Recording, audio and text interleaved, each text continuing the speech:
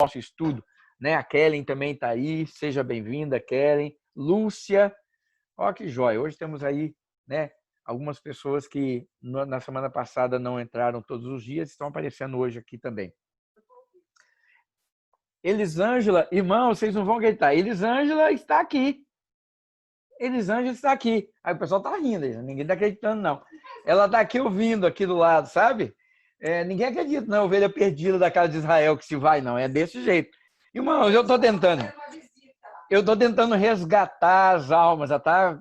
É difícil, irmãos, é difícil. Essa ovelha aí, nem com aquele cajado que você puxa assim, você tá.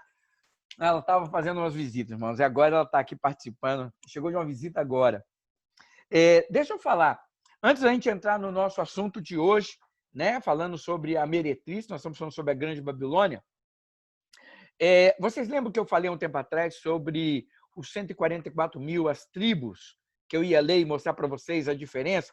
Eu só quero mostrar para vocês, quando a gente fala dos 144 mil ali em Apocalipse, no capítulo 7, versículos 4 a 8, perdão, muita gente fala que ali são o quê? O remanescente de Israel que vai ser convertido, né? E que vai pregar o evangelho. Só que nós vamos ver pelas listas aqui que não representa isso. Eu fiquei de passar isso para vocês e vou fazer isso agora. Nós vamos ver pela lista das tribos que o número 144 mil não representa um número de pessoas que vão pregar o evangelho ou remanescente de Israel. Aquilo ali é uma figura de linguagem de uma totalidade, de um todo. Quer ver só? Olha só. Vocês lembram que são 12 tribos de Israel? 12 tribos. Então, eu vou ler o nome das 12 tribos que estão lá em Números, capítulo 1, versículo 15, 5 a 15. As tribos são, em Números, Ruben, Simeão, Judá, Isacar, Zebulon, Efraim, Manassés, Benjamim, Dan, Asser, Gad e Naftali. Qual tribo que está faltando aqui? Tem 12. Mas está faltando uma. Hã? Cadê a tribo de Levi? Levi não tem nessa lista. Vocês lembram disso? E outra, não tem a tribo de José. Tem a tribo de José? Não. Os filhos dele se tornam 2 tribos. José tem herança dobrada no meio dos seus irmãos através dos filhos. Você tem Efraim e Manassés. Os 2 são filhos de José. Mas Levi não está nessa linhagem. Por quê? Porque a Bíblia fala lá em Números que os levitas seriam consagrados ao Senhor e eles não teriam direito de herança junto com seus irmãos. Eles receberiam o que os irmãos dessem.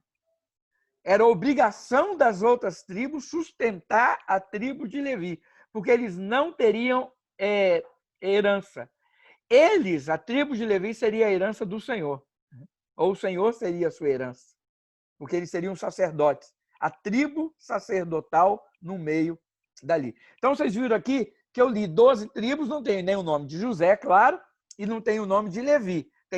Tem Efraim e Manassés. Agora, em Apocalipse, quando fala a lista das 12 tribos, diz assim: Judá, Ruben, Gade, Assé, Naftali, Manassés, Simeão, Levi, Isacar, Zebulon, José e Benjamim.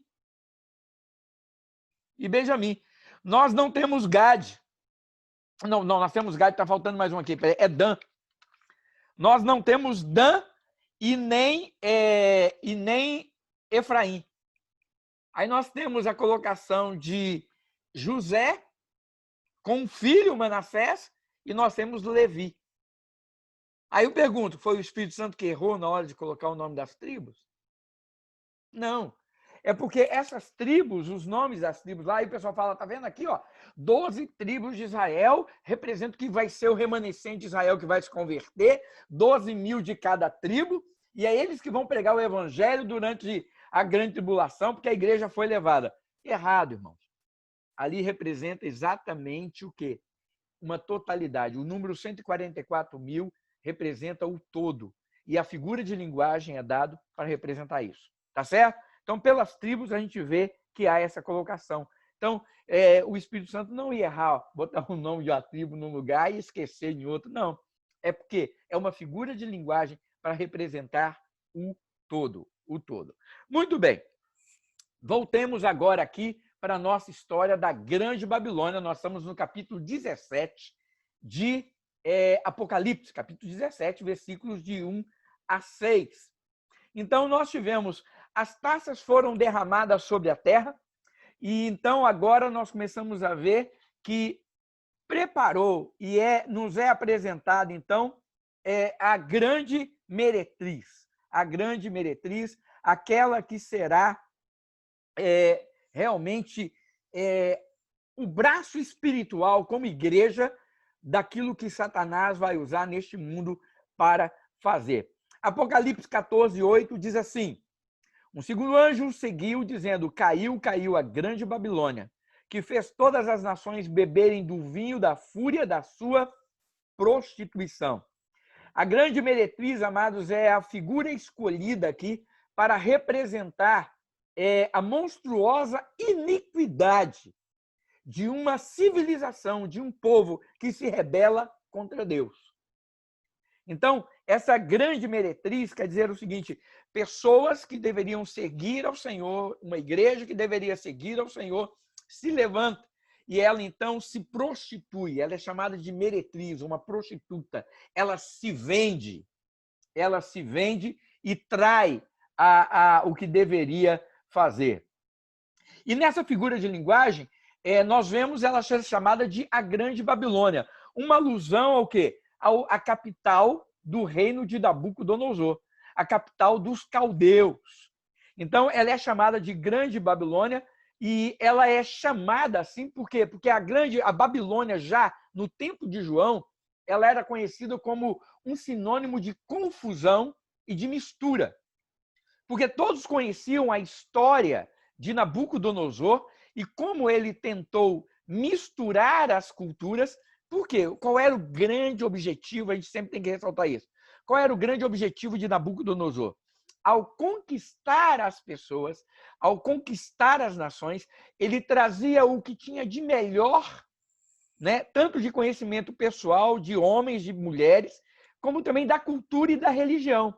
Ele trazia tudo para a sua capital, Babilônia, e ali ele tentava o quê? Pegar um pouco de cada coisa, o sincretismo. Porque quando as pessoas perdem a sua identidade religiosa, quando as pessoas perdem a sua identidade política, a sua identidade familiar, elas começam a se mesclar. Então, esse é o objetivo de Nabucodonosor. Por que ele não deixou os israelitas lá onde eles estavam? Os trouxe cativo para dentro da Babilônia, para que a cultura dos judeus fosse influenciada e se tornasse depois uma mistura com aquilo que ele tinha. Quando eu me misturo, eu perco a minha raiz, eu perco a minha base de continuar lutando. Por exemplo, vocês podem notar que alguns povos, mesmo morando em outros países, eles se mantêm sempre juntos. Os judeus mesmo são assim, não são? Você vê que judeu casa com judeu, e eles vão mantendo sempre essa linha, não é?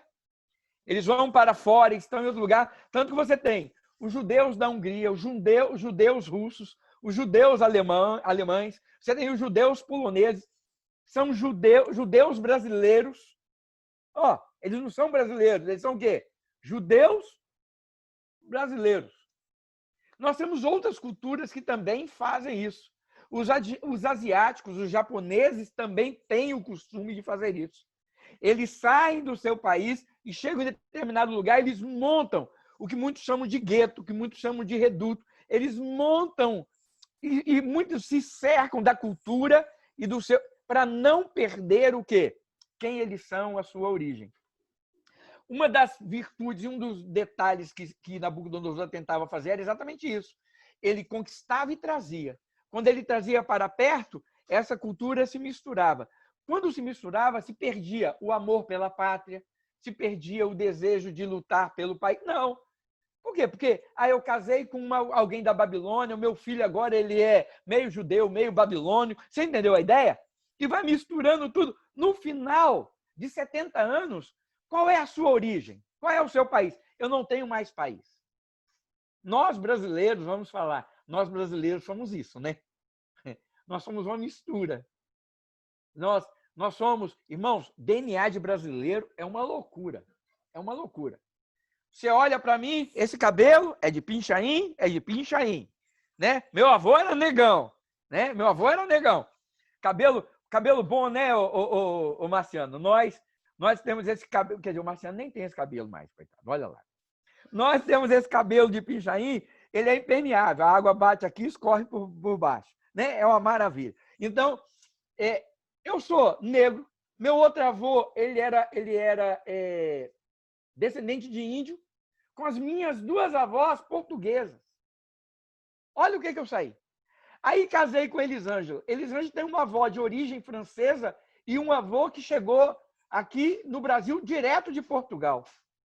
Mas a mãe dela tem um quê de índio e negra. Misturou, casou comigo, saiu Ellen. A Ellen casa com alguém que tem uma origem italiana. Aí sai a Laura. Já imaginou o que tem no DNA dessa menina?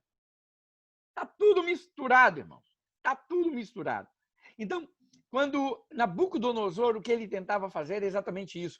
E é essa mistura. Só que não só no sentido de nacionalidade, mas tem essa conotação de quê? De bagunça, de confusão. E a Babilônia representa exatamente isso.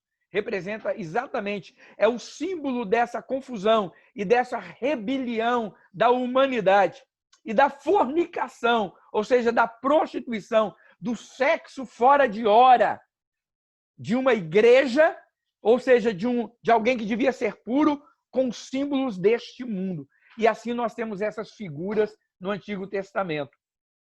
Isaías 11, 21 diz assim: vejam como a cidade fiel se tornou prostituta. Antes cheia de justiça e habitada pela retidão, agora está cheia de assassino. Isaías está falando de Jerusalém. E quando Jerusalém começou a adorar ídolos, a buscar ídolos, Deus usou essa frase. A chamou, olha como a cidade fiel se tornou o quê? Prostituta ou meretriz. Então, essa é uma figura que nós temos que entender em relação à Grande Babilônia.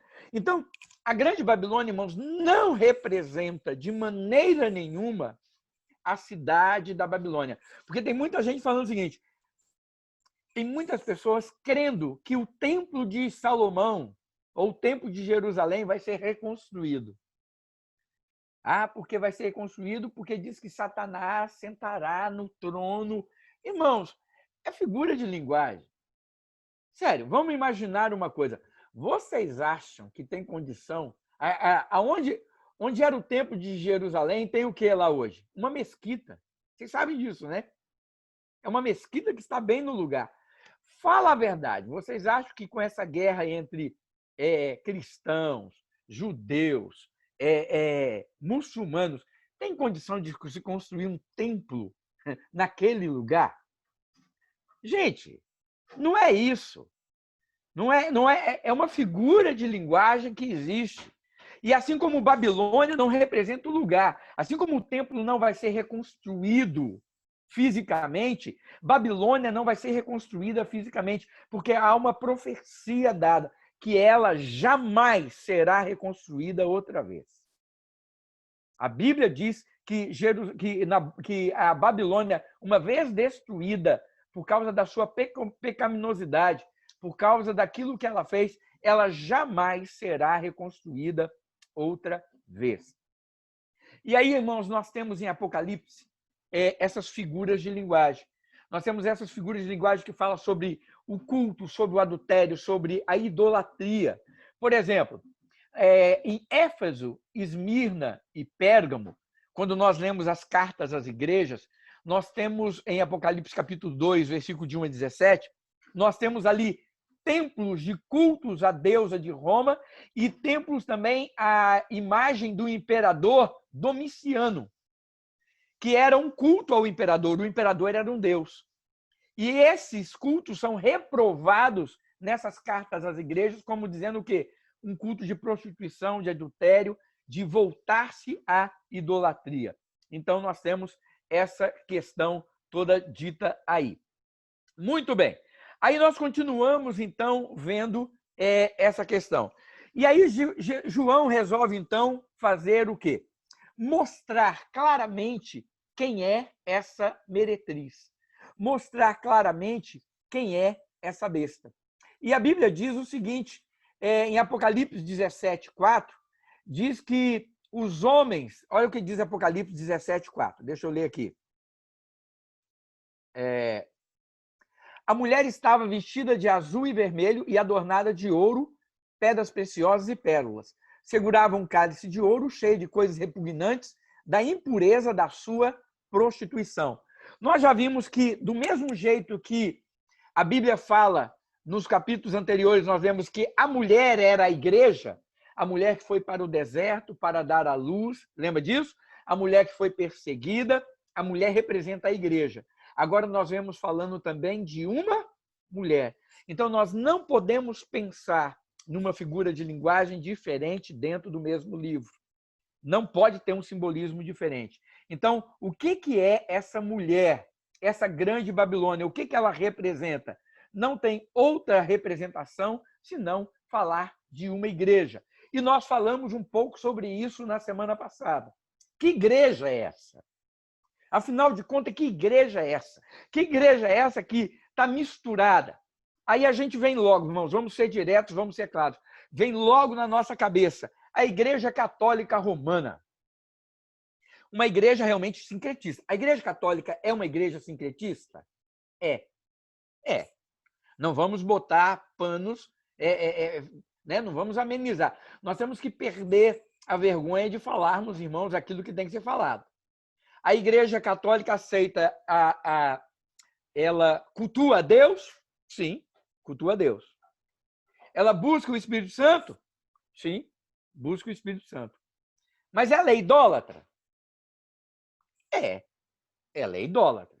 A gente não tem como falar que eles não adoram ídolos. Eles adoram ídolos, não adoram? Ela muda, essa idolatria leva a mudar a sua deidade, a sua identidade? Sim. Jesus não é a pessoa mais importante da Igreja Católica, não. Quem é? Maria. Maria. Nós temos mais igrejas dedicadas a Nossa Senhora do que a Jesus. É muito mais.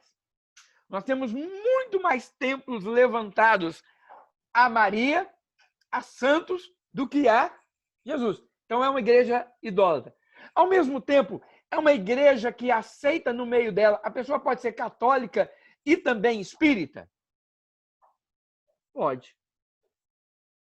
Ela pode ser, ela pode ser católica e também participar de cerimônias afros, como candomblé e outras coisas. Não pode? Pode. Ou seja, é uma igreja que permite na sua convivência, qualquer tipo de pessoa. E é o que a Bíblia fala, que essa mistura, essa prostituição de sair da verdade e se vender para ter o quê? Poder político. A Igreja Católica tem poder político? Tem. Nós sabemos que tem. Né? Teve mais no passado? Sim, teve mais no passado. Mas ainda tem? Ainda tem. Nós podemos perceber que ela tem perdido um pouco da sua autoridade, não tem? Com todos os escândalos de pedofilia, com todos esses escândalos que aconteceram, a Igreja Católica perdeu muito desse poderio. Né? Hoje, até mesmo, os católicos já criticam e tudo mais. Mas ela é essa igreja. Aí nós falamos, então a Grande Babilônia é a Igreja Católica? Eu falo, podemos falar que ela está no meio. Mas é somente a Igreja Católica? Não, não pode. Nós vamos sair disso e vamos... Agora vamos partir para o nosso lado, irmãos? Não vamos só jogar pedra, né, no telhado dos outros? vamos agora olhar para a nossa realidade, vamos falar das igrejas evangélicas. Não vamos falar de um todo, porque nós sabemos que existem as exceções, mas olha só, hoje nós temos rosa ungida no meio das igrejas evangélicas? Temos. Nós temos sabonete de arruda, que limpa até pecado? O pessoal faz propaganda disso. Nós temos óleo ungido? Tem. Sessão de descarrego? Tem. Nós temos campanhas 1000 para libertação, não sei do que, com orações que parecem mais fácil. Não é verdade? Nós temos isso no meio da igreja evangélica? Temos. Nós temos, irmãos, um sincretismo também extremamente forte no meio dos cultos evangélicos. Nós temos manifestações carismáticas, chamadas de dons espirituais, no meio da igreja evangélica, que parecem mais uma possessão do que algo de Deus. Não é verdade? Às vezes a gente vê algumas imagens, irmãos, vejam bem. Eu não discordo da odiernidade dos dons do Espírito, irmãos, em nenhum momento. Para mim, os dons se manifestam ainda hoje. Eu acredito na manifestação dos dons espirituais ainda hoje. Mas, biblicamente falando, tudo com decência e ordem. Porque o nosso Deus não é Deus de confusão. O nosso Deus não é Deus de bagunça. O nosso Deus não é Deus de trazer para o nosso meio aquilo. Vocês entendem? E o que a gente vê hoje é o quê? É uma mistura tão grande que você não sabe discernir, olhando de fora. Vem cá, aquilo é um culto de crente ou uma sessão de invocação demoníaca? De verdade. Hoje nós temos um sincretismo também muito grande no meio da nossa igreja. Nós estamos restaurando os símbolos do passado.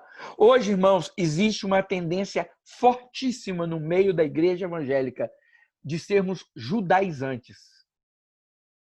Irmãos, já perceberam? Entendam, por favor, quando eu falo isso, às vezes algumas pessoas falam, nossa, agora o Elcio pegou pesado. Eu quero mostrar para vocês como a gente tem que ter cuidado com isso. Vocês já perceberam, irmãos, que algumas igrejas a gente ora mais por Israel do que pelo Brasil, mesmo sendo uma igreja brasileira? A crente vai fazer alguma coisa, tem que botar a bandeira de Israel junto. Por quê? Por que a gente tem que ter todos os símbolos? Irmãos, aquilo era figura de uma realidade. Aqui a Bíblia fala que o que tinha no Antigo Testamento, os utensílios do templo, eles eram sombras da nossa realidade. Hoje tem igreja evangélica, irmãos, com a Arca da Aliança dentro. Como? Para que eu vou ter a Arca da Aliança lá dentro se o Espírito Santo habita em mim? Quer tocar na arca? Pronto! Vocês entendem? A figura de linguagem? A Arca da Aliança existia naquele tempo. Por quê? Porque Deus se manifestava ali, naquele lugar, daquela forma. Era algo para ilustrar aquilo que seria uma realidade. Porque Deus fala, Deus não habita em templos feitos por mãos humanas. E aí nós vemos igrejas hoje evangélicas voltando a fazer festas judaicas. Festa do tabernáculo. Eu vi igreja evangélica fazer festa de tabernáculo. Irmão, sabe o que significa festa de tabernáculo? A Bíblia diz, olha, Jesus cumpriu todas as festas importantes. Festa do tabernáculo. Eles saíam e habitavam em tendas durante 7 dias no meio do arraial. Por quê? Porque Deus se fazia presente, eles não tinham morada. Então, eles pertenciam a Deus e Deus estava ali. Quando a Bíblia fala assim, lá em João, Evangelho de João, e vimos a sua glória, e o Verbo se fez carne e habitou entre nós. A palavra habitou, no grego, é tabernaculou. Tabernaculou. Ele fez morada em nós, como na festa do tabernáculo. A festa dos tabernáculos representava, era a figura da morada e da encarnação de Cristo Jesus. Ele viria e moraria entre nós. Ele estaria entre nós. Maravilha! Páscoa, não preciso nem explicar, né? Jesus, eis aí o Cordeiro que tira o pecado do mundo, ele cumpriu a festa da Páscoa. Pentecostes, as 3 grandes festas judaicas, Tabernáculos, Páscoa e Pentecostes. Essas são as 3 grandes festas judaicas. E aí a Bíblia fala o que aconteceu no Pentecostes? E recebereis, né? E recebereis poder ao descer sobre vós o meu espírito e sereis minhas testemunhas. Isso aconteceu em qual festa? No dia de Pentecostes. Jesus cumpriu todas as festas. Aí o que acontece? Irmãos, outro dia eu estava vendo a pessoa, sabe o que a pessoa estava falando? Eles iam fazer a festa da Páscoa e queriam comer pão amargo, ervas amargas, igual o judeu. Porque irmão, você me perdoa, eu quero comer chocolate. Você desculpa aí, não erva amarga. Não é que chocolate, irmão, não estou falando de comer ovo, eu gosto de comer chocolate.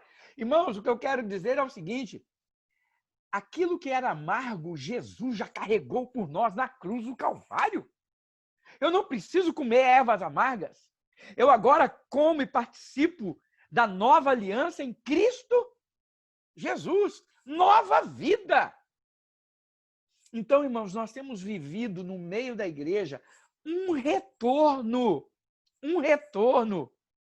ao judaísmo. Aí eu pergunto, isso não é sincretismo, irmãos?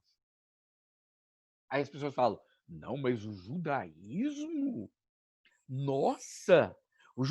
Sim, irmãos. O judaísmo também, se eu começo a trazer religião, se eu começo a dizer... Irmãos, o judaísmo é de Deus? Então por que tem o cristianismo? Por que eles não continuaram vivendo o que o judaísmo vivia? Por que Jesus falou, eis que eu faço com vocês uma nova aliança? E se ele fez uma nova aliança, caducou toda a velha. A lei deixou. Nós agora estamos acima da lei em Cristo Jesus. Como é que pode isso? Quando se reuniu os gentios lá, se converteram os primeiros, e a igreja se reuniu em Jerusalém, perguntaram, o que eles têm que fazer? Aí chega Tiago, irmão de Jesus, que era o líder da igreja, chega Pedro, chega todo mundo, aí Tiago dá uma palavra e fala, olha, vamos fazer o seguinte, quem se converter e não for judeu, vamos pedir para eles 3 coisas. Que eles não comam comida sufocada, que eles não comam sangue, que eles fujam da idolatria e das relações sexuais ilícitas. Ah, mas o que a gente vai pedir para eles? Para eles guardarem o sábado? Não. Para eles não comerem carne de porco? Não. Ah, nós vamos pedir para eles circuncidarem? Não. Pediram essas 3 coisas. 3 coisas. Não comer sangue, relações sexuais ilícitas e a idolatria. Só isso, irmãos. Agora, hoje, a gente quer voltar para... Isso também é sincretismo, queridos. Um sincretismo disfarçado que está tomando conta da igreja. E isso está tão assim, irmãos, que hoje tem muito crente, eu vou falar para vocês, é um movimento que surgiu. Tem muito crente pagando para descobrir a sua ascendência, para ver se ele tem um ascendente judeu. Porque isso traz para ele um respaldo maior. Irmãos, eu já vi pastor dizer o seguinte, a sua vida vai mudar quando você pisar em Israel. Eu já vi. Olha, nunca mais você vai ser o mesmo depois que você for em Israel. Aí, quando eu ouvi isso de um pastor, eu pensei, rapaz, eu pensei que era Jesus que me transformava, não sabia que era Israel, não, aí. Então, para que Jesus morreu na cruz? Era só mandar todo mundo pisar lá. Desde quando, irmãos? Não estou falando que eu tenho vontade de Israel? Tenho. Puxa, deve ser muito bom, né? Não tive essa chance ainda. Deve ser muito legal. Você ir lá e ver os lugares onde Jesus esteve, onde os acontecimentos foram, historicamente falando. Eu creio que a gente deve se emocionar, deve chorar. Se a gente, né? Eu acredito que a gente vai fazer tudo isso. Se eu for lá, acho que eu vou chorar. Chegar em alguns lugares, né? Olhar ali o mar, o mar vermelho, olhar o Rio Jordão, que coisa linda. Irmãos, eu vou me emocionar com essas coisas todas. Agora, irmãos, Jesus já me salvou, né? Eu não preciso trazer, irmãos, água do Jordão para jogar na cabeça de ninguém, nem óleo e lá espremer uma azeitona lá no Monte das Oliveiras. Tirei o óleo, eu mesmo espremi. Tá aqui, ó. Não, irmão, não preciso disso, não. Aí vocês pensam que sincretismo é só essa prática que a gente vê? Nós estamos trazendo sorrateiramente para o meio da igreja sincretismos que não deveriam estar. E Paulo nos adverte sobre isso em Gálatas, quando ele fala assim: olha, vocês corriam bem, vocês estavam indo bem, ó Gálatas, ó insensatos. Quem vos induziu a parar de fazer isso e a se deter agora nessas coisas? Coisas que vocês tinham abandonado e não precisavam fazer. E agora vocês estão voltando a praticar. Coisa de judaizantes. Está lá em Gálatas, irmão. E eu acho o seguinte, eu nunca vi uma igreja tão judaizante como a nossa nos dias de hoje. Uma igreja onde Israel é o centro de tudo. Aí você fala, mas a Bíblia diz, ore por Israel. Sim, irmãos, quem é o Israel de Deus? Deixa eu perguntar para você. Você é Israel de Deus, irmãos? É? Faz assim. Quem acredita que é, faz assim. Você é Israel de Deus? Os que estão escondidinhos não precisam fazer nada, não. Fica quieto. Só quem está aparecendo. Muito bem. Nós, os fiéis, aqui. Nós, brincadeira. Nós somos Israel de Deus, não somos? Somos. Ah lá, até o outro apareceu. Não quis ficar de fora, tá vendo? Nós somos Israel de Deus, irmãos. Todas as promessas que tem na Bíblia para Israel são minhas, são suas. E é também para Israel, se eles se converterem. Qual o Israel? O convertido. A igreja, há duas testemunhas, as oliveiras, a brava e a natural, enxertadas ali juntas. Por quê? Porque em Cristo Jesus não há separação. Então, irmãos, olha só como essa questão do sincretismo é muito sério. É muito sério. É muito fácil nós olharmos e apontarmos e falarmos a Igreja Católica é uma igreja que mistura, sincretiza. Mas nós temos que ter cuidado com a nossa igreja, com as nossas vidas como igreja. Então, irmãos, qual é a Grande Babilônia? Então, nós vamos dizer, a Grande Babilônia que também não é uma denominação. Não é a Igreja Católica, não é, você entendeu? É toda a igreja que perde o seu referencial e vende a pureza do evangelho para alcançar alguma coisa. Para alcançar riqueza, é por isso que essa mulher está sentada cheio de ouro, cheio de joias, e ela está sentada em cima de um dragão que tem chifres. Ela vende a sua pureza, ela se prostitui para ter riqueza e poder político. Irmãos, desculpa, mas eu preciso falar disso. Me perdoe, mas eu preciso falar disso. Eu nunca vi uma igreja tão preocupada com política como as igrejas de hoje. De verdade. Aí muita gente fala assim, mas Elcio, que palavra é essa? Nós somos crentes, nós devemos...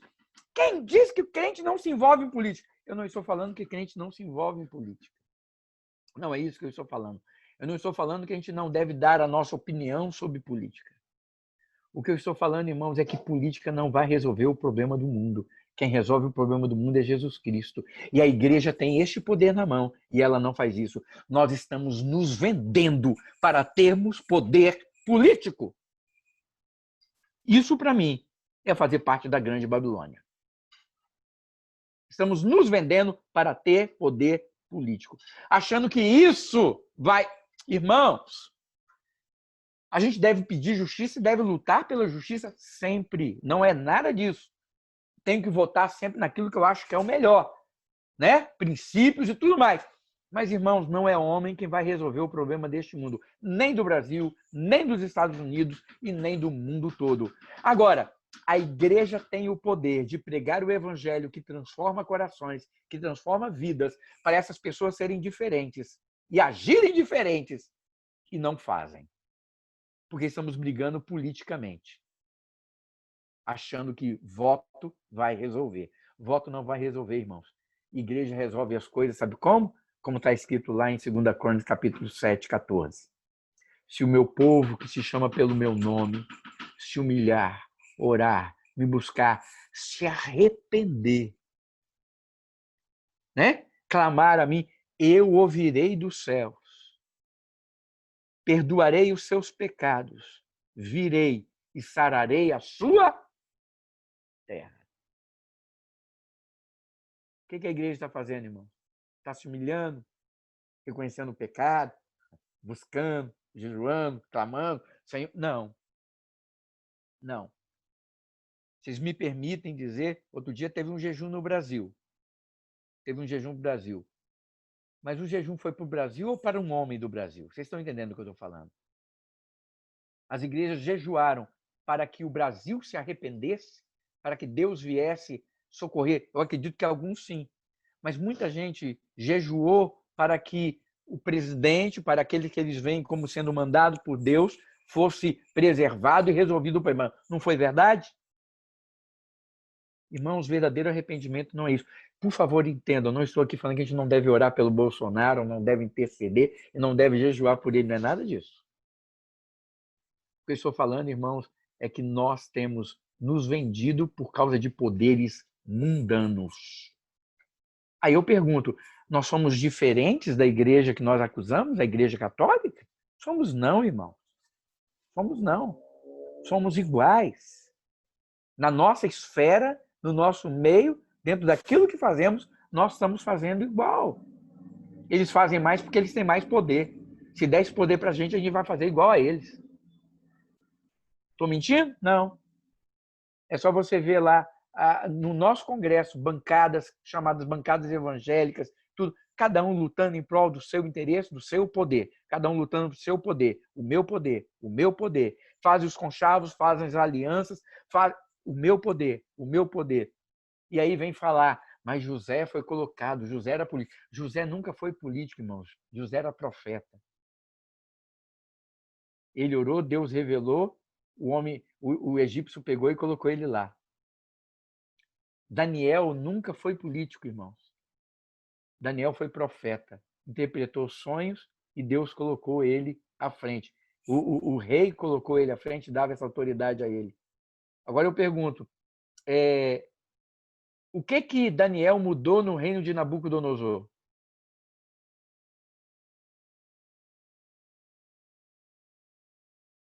Me diz. A nação foi liberta por causa de Daniel? Não. Ele foi luz no meio das trevas, não foi? Ele ajudou a preservar, ele foi luz no meio das trevas. Mas a nação não foi liberta, a nação continuou presa. A nação continuou cativa, até depois da morte dele. José, o que mudou no reino do egípcio? Preservação do povo, preservação da vida, mas depois que ele morreu, o que a Bíblia fala que aconteceu? A nação foi toda escravizada. Então eles resolveram o problema, irmãos? Não, eles foram luz enquanto estavam ali. Eles foram sal enquanto estavam ali. É isso que nós devemos fazer, irmãos. Fazer a diferença enquanto estamos aonde estamos. Mas, irmãos, a verdadeira solução só vem do Senhor. Tá? Eu só queria deixar essa palavra para vocês. Aí nós vamos, então, irmãos, agora, quando a gente vê quem é, nós lemos sobre a besta. Quem é essa besta, essa meretriz? A besta é Apocalipse 17, de 7 a 18. A besta faz tudo o que pode para imitar e substituir o rei legítimo, que é Jesus. Tudo o que ela faz, lembra que nós falamos do anticristo? Tudo o que ela faz é tentando o quê? Imitar o que Jesus faz, aquilo que ele operava. No capítulo 13 de Apocalipse, a besta, assim como Cristo, tem feridas e é assassinado. Jesus foi morto. A Bíblia fala que a besta vai ter uma ferida mortal e que também vai ser o quê? Ressurreta. Lembra disso? Então nós temos essa questão. A besta é portadora de 7 cabeças e 10 chifres, que demonstra características apocalípticas. E já vimos que o dragão vermelho com 7 cabeças e 10 chifres, em Apocalipse capítulo 2, 12, versículo 13, é a besta que emergiu do mar. Poder político e poder e autoridade para reinar. Então, olha só.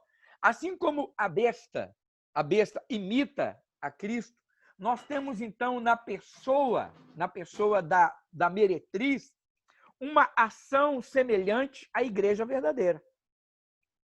Do mesmo jeito que nós temos a besta imitando, né, a Cristo, nós temos a igreja, essa Babilônia, essa grande Babilônia, imitando a igreja verdadeira. Olha que interessante, a Bíblia diz em Apocalipse, capítulo 17, versículo 11. Apocalipse 17, 11. Diz assim: a besta que era e agora não é o oitavo rei, e um dos 7 e caminha para a perdição. E um dos 7 caminha para a perdição. Aqui nós temos uma explicação, irmãos, dizendo e mostrando o seguinte, que a besta que emergiu do mar, ela também teve 10 chifres e 7 cabeças. E essas 7 cabeças com diadema sobre elas. Está lá em Apocalipse 13, 1.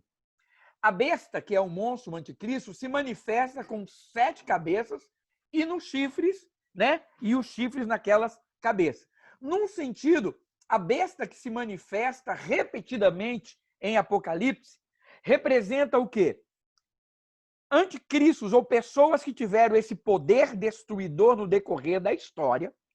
Mas quando a Bíblia fala aqui do oitavo rei, fala do último. Que é o quê? O anticristo que vai surgir como aquele que vai caminhar para o final. Entendem isso? Quando fala, olha, várias vezes nós vimos falando sobre as bestas, os chifres e esses domínios. Então, quando a gente vê essa história, nós podemos dizer, no decorrer da história, nós vimos homens que podem ser apontados, não eram anticristos, claro que não, mas que exerceram um poder destruidor como se fosse um anticristo. Sim. Nabucodonosor, Ciro, Hitler, Mussolini, nós temos vários, não temos? Nero. Tanto que dentro da história, as pessoas viam esses homens até na época, o rei, Jesus vai voltar porque o anticristo já está aí. Só que agora nós vemos o seguinte, que por isso que fala, olha, 7. Aqui quando ele fala que o 7, olha, vamos repetir ali. A besta que era e agora não é. Falando sobre o quê? O anticristo que era e agora não é. É o oitavo rei e um dos 7 e caminha para a perdição. Querendo dizer o seguinte, que agora, neste momento, o anticristo, essa besta que surge, é a besta final. É aquela que vai ter todo o poder, todo o domínio e que vai caminhar para a perdição, para o final de todas as coisas. Espera aí, irmãos, que apagou aqui tudo meu. O meu iPad, eu não sei, viu? Ele tá, de vez eu apertei um negócio que ele apagou todo. Deixa eu voltar aqui. Porque voltou lá para o primeiro capítulo. Tive que reiniciar e voltou para o primeiro capítulo. Espera um pouquinho que eu já estou voltando aqui. Muito bem. Olha só. Aí nós temos aqui, então, essa questão. Apocalipse 17, 10, Jesus prediz Apocalipse 17, 10 fala que esse domínio desse anticristo, desse oitavo rei, vai durar pouco tempo. Assim como diz lá em Marcos, capítulo 13, versículo 20 a 22. Os 10 chifres representam, nós já vimos o quê? A autoridade. Eles vão aparecer lá no futuro. Daniel 7, 7, 24, fala sobre isso. Apocalipse 17, 13, diz que eles irão perder a batalha final. Eles vão reinar, mas vai perder essa batalha. E aí, então, entra o quê? A meretriz, que representa o quê? Uma igreja apóstata, vendida, que se prostitui, chamada de mulher, como também a verdadeira mulher em Apocalipse, capítulo 12, 1 a 6. Mas o detalhe é que essa prostituta, essa Babilônia, essa meretriz, ela está montada sobre a besta. Sobre a besta.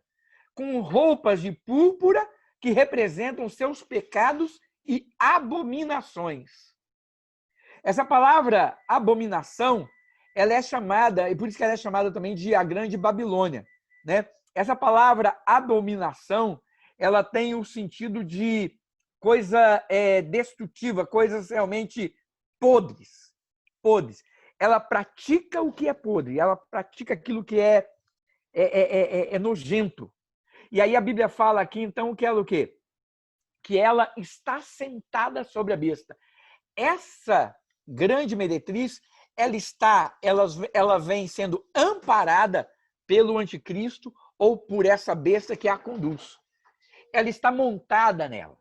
Ela está chancelada nela. Ela tem a autoridade, o poder e vai ajudando a construir o quê? O reinado desse anticristo. Só que nós temos uma coisa muito interessante acontecendo nessa passagem.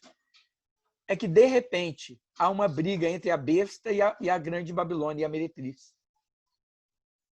É estranho isso, né? Mas há. A Bíblia fala que há uma ruptura. Há uma ruptura. Sabe o quê? Nós vamos ver isso na quinta-feira, que nós já deu o nosso horário, nós vamos ver isso na quinta-feira. Mas nós vamos ver o seguinte, que o anticristo vai usar esse braço religioso enquanto lhe convém. Quando não convir mais, quando não for conveniente mais para ele, ele vai romper e vai destruir ele. Aí você fala, peraí, mas o braço religioso vai ser destruído? Não. Vocês lembram que nós temos o falso profeta? E o falso profeta vai fazer sinais, vai fazer até uma estátua falar, né? Tipo assim, um ídolo se movimentar com sinais e prodígios, fogo vindo do céu, para que o pessoal adore a quem? Ao anticristo. Aí nós vamos começar a ver que o anticristo, o que ele vai fazer? Ele não vai aceitar nenhuma outra influência, que nenhuma outra mistura e nenhuma outra menção de Deus que não seja ele, nem dessa meretriz. A meretriz, a grande Babilônia, é uma mistura de religião, mas Deus também está ali no meio, sendo citado, sendo falado. Vocês entendem? Está ali. Está tudo misturado, mas está ali. Mas vai chegar o ponto que ele vai falar, não, você me foi útil até aqui, agora eu vou destruir você. Por quê? Porque agora só existe um Deus, só existe um culto, só existe uma pessoa que deve ser adorada. Quem é? O anticristo. A meretriz como igreja não vai poder mais ter nem a força política, nem a glória e nem a influência que ela vai ter. A influência agora vai ser de um só. Mas isso nós vamos ver quinta-feira que vem. Tá certo? Tem muita coisa interessante, irmãos, que a gente precisa analisar. E aí depois nós vamos entrar na segunda parte, que é o Apocalipse 18, de 1 a 24, que também é mais história boa para a gente, em nome de Jesus. Queridos,